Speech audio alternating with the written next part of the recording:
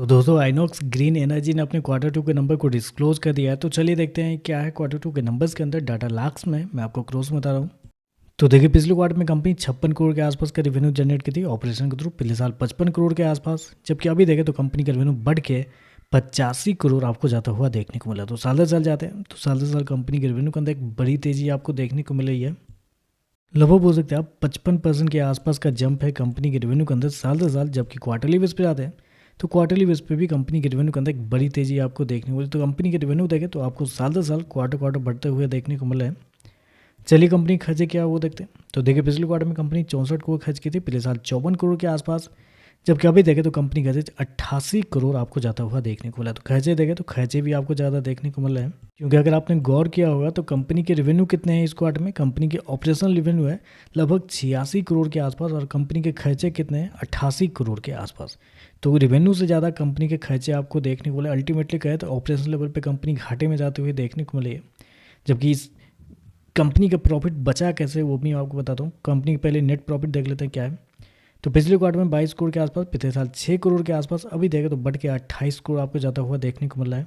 तो कंपनी के net profit देखें तो नेट प्रॉफिट के अंदर एक बड़ी तेजी आपको देखने को मिली। लेकिन उसके पीछे का रीज़न है कंपनी के अदर इनकम।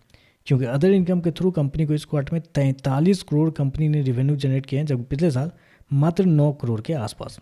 तो अदर इनकम की वजह से ही कंपनी का मतलब प्रॉफिट आपको देखने को मिला। अदरवाइज कंपनी के अदर इनकम को हटा देते हैं तो कंपनी आपको घाटे में जाते हुए देखने को मिले, क्योंकि जितना कंपनी का ऑपरेशनल रेवेन्यू नहीं है उससे ज़्यादा कंपनी के खर्चे आपको देखने को मिले। तो कंपनी का प्रॉफिट टोटली कंपनी के अदर इनकम के ऊपर आपको बढ़ता हुआ देखने को मिला है।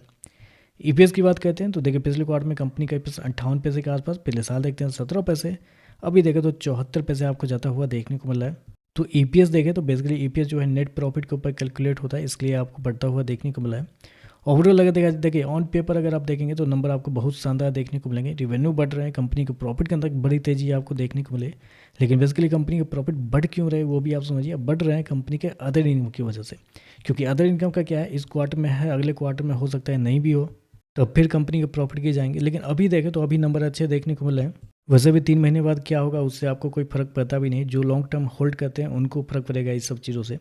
तो जो टेम्प्रेरी बेसिस पर अगर देखा जाए तो नंबर अच्छे देखने को मिले। कंपनी के रेवेन्यू बढ़ रहे हैं, कंपनी का प्रॉफिट बढ़ रहा है। बाकी देखते हैं मार्केट इस पर कैसे रिएक्ट करता है। वीडियो पसंद आए तो लाइक कीजिएगा, साथ में साथ चैनल को सब्सक्राइब जो कीजिएगा। धन्यवाद।